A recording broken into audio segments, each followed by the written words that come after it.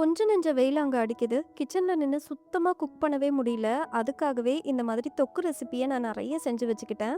ஒண்ணொன்னா இந்த பேஜ்ல ஷேர் பண்றேன். சேவ் பண்ணி வச்சுட்டு நீங்களும் ஒண்ணொன்னா ட்ரை பண்ணுங்க. தொக்கெல்லாம் செஞ்சு முடிச்சுட்டு கடைசியா இந்த கடாய் சாதத்த மட்டும் சாப்ட்டுருங்க. ஏன்னா இதுல தனி டேஸ்ட்டே இருக்குங்க. 3 கைப்பிடி கருவேப்பிலை எடுத்துருக்கேங்க. இத தண்ணீல நல்லா அலசிக்கோங்க ஒரு 2, 3 வாட்டியாவது.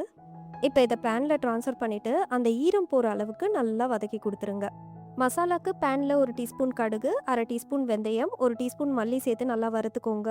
6 காஷ்மீர் மிளகா, 6 காஞ்ச மிளகா சேர்த்துருக்கேங்க. நல்லா வறுத்து எடுத்துக்கோங்க. அதே பேன்ல நல்லெண்ணெய் விட்டு ஒரு லெமன் சைஸ் புளியை இந்த மாதிரி வறுத்துக்கோங்க. கூடவே கட்டி பெருங்காயமும் வறுத்துக்கோங்க. இப்போ இது எல்லாத்தையும் மிக்ஸர் ஜார்ல சேர்த்து நல்லா பவுடர் பண்ணிக்கோங்க.